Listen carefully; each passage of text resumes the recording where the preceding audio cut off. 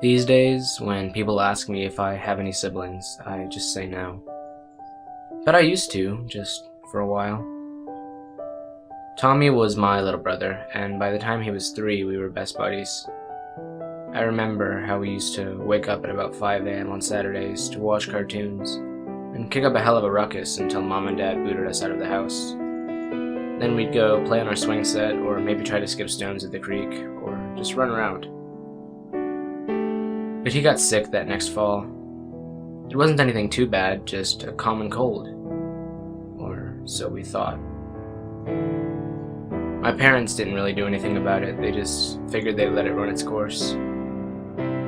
Poor kid probably went through a pack and a half of Kleenex a day, but that didn't help any. He was sneezing every other minute, spewing his snot all over the place, and I wouldn't have spent much time around him if my parents didn't make me.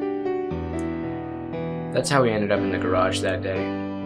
We went out to run around, but because of his cold, Tommy got tired after just a few minutes. We were heading back inside when he sneezed on me. Call it the straw that broke the camel's back.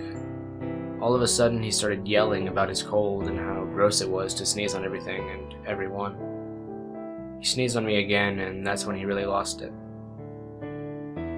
My dad had a pegboard of tools on the wall. Tommy reached up and grabbed a hammer.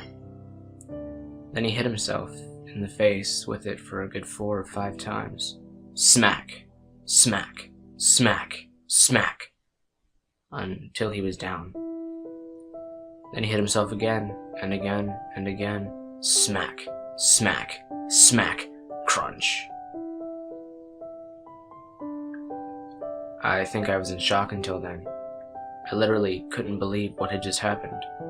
When I did, I went to help Tommy, but I stopped when I got closer to him. I tried to write about what his face looked like a few times. Couldn't do it. All I can say is that his nose was smashed, along with his teeth in the front of his face. His skull was basically opened up.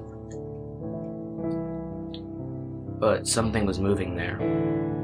Something moved past part of his skull, and for a while I thought it was a huge, living booger. And in a way it was. It was a slug. The first of a few that the doctor said were living in his nasal cavity. All the slime they were producing, that's what was making him sneeze so much. Because of the way it happened, I think my parents told everyone that Tommy died in an accident. I'm not really sure. They're not around for me to ask them what they said. My friends from school didn't buy that, so when they asked me how Tommy really died, I told them the same thing that I told the cops, which is the crap that I just wrote. But that's not how Tommy really died. See, Tommy couldn't have reached Dad's hammer. But me, I could.